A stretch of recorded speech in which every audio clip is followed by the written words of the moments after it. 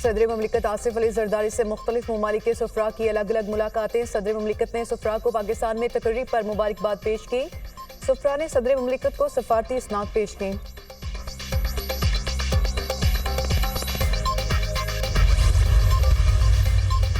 और पाकिस्तान और रूस के दरमियान बाहमी ताउन की अजीम रिवायात हैं। पाकिस्तान के साथ मुख्तलिफ शोबों में ताउन का फरोग चाहते हैं रूसी फेडरेशन काउंसिल की स्पीकर वैलेंटीना मोटेनेको। वज़ीर-ए-आज़म शहबाज शरीफ 2 रोज़ा दौरे पर कल सऊदी अरब रवाना होंगे। रियाज इन्वेस्टमेंट फोरम 2024 में शिरकत करेंगे। शहबाज शरीफ की सऊदी वली-अहद मोहम्मद बिन सलमान से मुलाकात का इम्कान। दीगर आला सऊदी हुकाम के साथ अहम 2 तरफा बातचीत मुतवक्के। फ़रीक़ैन इक़्तिसादी और ज़राअती शराकत दारी पर तबादला ख्याल करेंगे।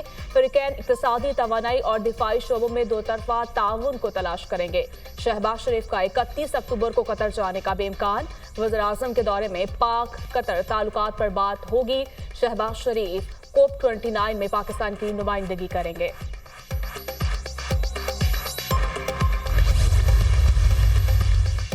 साबिक वज़ीर-ए-आज़म नवाज शरीफ लंदन से अमरीका के लिए रवाना। सदर मुस्लिम लीग नून हफ्ते के रोज़ लंदन पहुंचे थे। इतवार के रोज़ अमरीका से वतन बरतानिया आमद का इम्कान।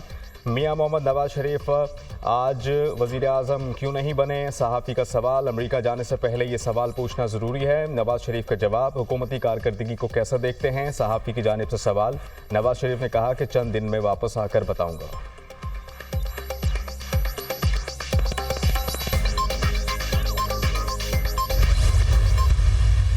जब मैंने इस बार गंदम नहीं खरीदी तो मुझे अपने और गैरों की तरफ से बिला तफरीक बहुत तनकीद सुनने को मिली। आवाम के लिए जो रोटी है वो 30 रुपए तक जा रही थी। आटा जो है वो अब मैं क्या बताऊं उसकी कीमत कहाँ जा रही थी।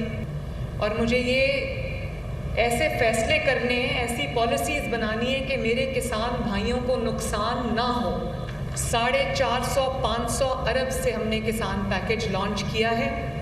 इस किसान कार्ड के ज़रिए आपको 1.5 लाख रुपया फ़ी फसल आपको बिला सूद कर्जा दिया जा रहा है।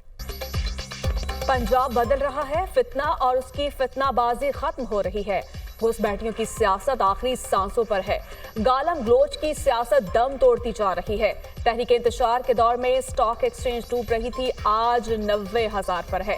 आज नवाज शरीफ की हुकूमत के बायस मईशत तरक्की कर रही है और महंगाई नीचे आई। गैर मुल्की मेहमान आ रहे हैं और एतमाद बहाल हो रहा है। मरियम नवाज मुखालिफिन पर बरस पड़ी। गंदम ना खरीदने पर बहुत तनकीद सुनना पड़ी। रोटी की कीमत 30 रुपए तक होने जा रही थी। मुझे 14 करोड़ आवाम की रोटी का ख्याल करना है। किसानों की जिंदगियों में बेहतरी लाने के लिए दिन रात मेहनत कर रही हूँ। किसान नाराज होते तो ट्रैक्टर स्कीम के लिए 15 लाख दरखास्तें ना आती। ग्रीन ट्रैक्टर्स पर हुकूमत 15 लाख की सब्सिडी देगी। भरोसा रखें, आपका एतमाद नहीं तोड़ने दूंगी। किसान कार्ड से किसानों की आरतियों से जान छूट गई। मरियम नवाज का तकरीब से खिताब। किसान कार्ड का इजरा कर दिया। काश्तकारों में किसान कार्ड तकसीम भी किए।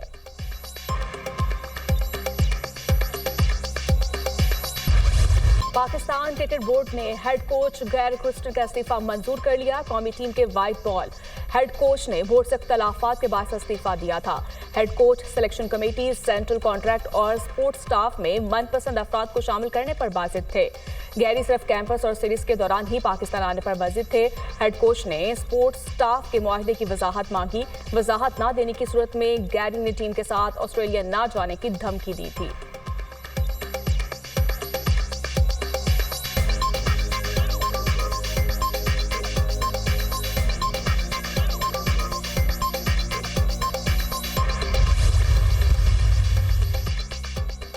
गैरी कर्स्टन स्क्वाड सिलेक्शन में वोटिंग का इख्तियार वापस लेने पर नाखुश थे। तैनाती के वक्त गैरी कर्स्टन को सिलेक्शन मामलात में मजबूत इख्तियारात का कहा गया था। ऑस्ट्रेलिया और जिम्बाब्वे के लिए स्क्वाड पर होमवर्क कर लिया था। सिलेक्शन कमेटी की गैरी कर्स्टन से स्क्वाड पर मुशावरत भी हुई। दौरा ऑस्ट्रेलिया और जिम्बाब्वे स्क्वाड पर कर्स्टन मौजूदा सिलेक्शन कमेटी एक पेज पर नहीं। कर्स्टन की चैंपियंस वनडे कप में तजवीज़ करदा स्क्वाड में सिलेक्टर्स ने तब्दीलियाँ की। गैरी ने तजवीज़ में दौरा जिम्बाब्वे के लिए बाबर आजम पाकिस्तान स्क्वाड का हिस्सा थे, क्यों इस्तीफा दिया, तमाम वजूहात सामने रखूंगा। पाकिस्तान क्रिकेट बोर्ड का बयान पढ़ा है, आज ही अपना बयान जारी करूंगा।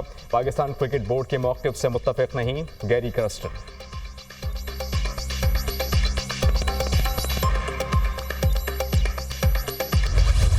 मुजव्विज़ा 27वीं आईनी तरमीम, हुकूमत का खुसूसी पार्लिमानी कमेटी बरकरार रखने का फैसला। नई आईनी तरमीम के हवाले से हतमी फैसला पार्लिमानी कमेटी ही करेगी। मुजव्विज़ा तरमीम लाने के लिए मुस्लिम लीग नून और पीपल्स पार्टी के दरमियान मुशावरत आज होगी। दोनों जमातों के रहनुमा आज कौमी असम्बली इजलास के मौके पर मुलाकात करेंगे। हुकूमती ज़राई के मुताबिक 27वीं आईनी तरमीम तमाम जमातों के इत्तेफाक़ राय से लाई जाएगी।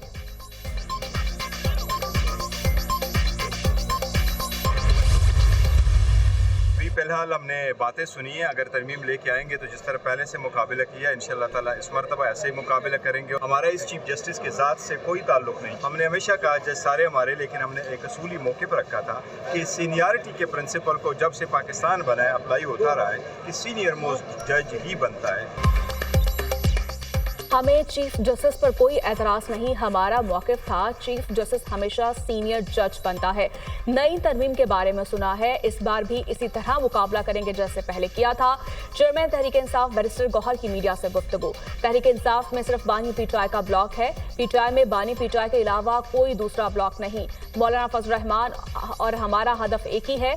26वीं आईनी तरमीम का तरीक़ाकार गलत था, जिस पार्लियामेंट में तरमीम पास हुई उस हुकूमत का वजूद ही गलत है। मसनूई हुकूमत मुल्क नहीं चला सकती, पूरे मुल्क में अफरा तफरी है। Opposition leader Omar Ayub.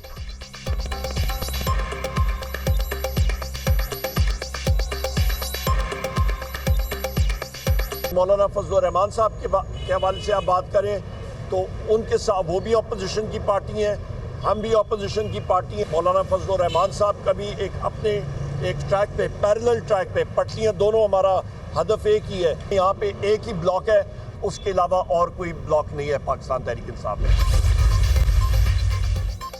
PTI का बाज़ाब्ता तौर पर जुडिशल कमीशन ऑफ पाकिस्तान का हिस्सा बनने का फैसला। जुडिशल कमीशन ऑफ पाकिस्तान के लिए पार्लियामान के दोनों ऐवानों से अरकान नामजद करने पर इत्तेफाक। तहरीक इंसाफ की सियासी कमेटी के खुसूसी इजलास का एलामिया। Judicial commission supreme court, high courts और फेडरल शरीयत कोर्ट में जजेस की तकर्रियाँ करेगा। फैसले को तौसीक के लिए कोर कमेटी और हतमी मंजूरी के लिए बानी पीटीआई के रूबरू पेश किया जाएगा।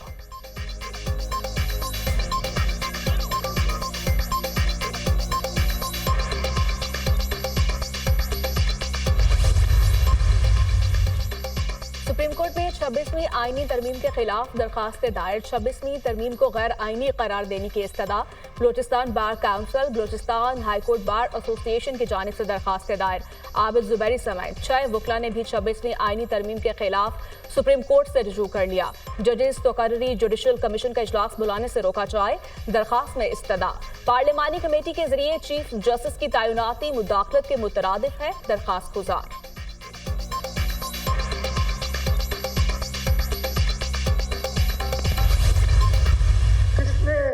एक वजीर आजम को खत ना लिखने की बुनियाद पे, जो आइन के वजह से वो लिख नहीं सकता था, घर भेज दिया।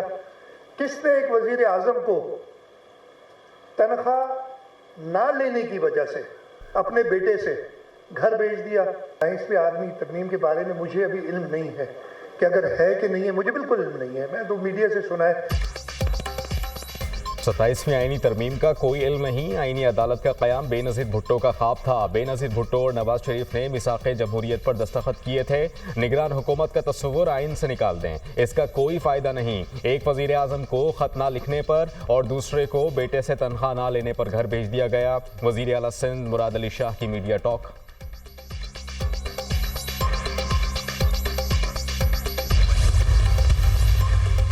कैदी वेंस हमला केस अदालत ने 86 मुल्जिमान को जुडिशल रिमांड पर जेल भेज दिया। अदालत ने पुलिस के मुल्जिमान के मजीद जिस्मानी रिमांड की इस्तदा मुस्तरद कर दी। आप बताएं जिस्मानी रिमांड क्यों चाहिए? जज का प्रोसिक्यूटर से इस्तफसार। मजीद तफ्तीश करनी है, प्रोसिक्यूटर का जवाब। 2 रोजा जिस्मानी रिमांड दिया, अब क्यों दूं? क्या बरामद करना है आपने? 30 दिन का रिमांड मांग रहे हैं, 300 दिन का ना दे दूं? एटीसी अदालत के जज के रिमार्क्स। 4 दीगर लोग गिरफ्तार हुए हैं, 36 अभी भी रहते हैं तफ्तीशी ऑफिसर।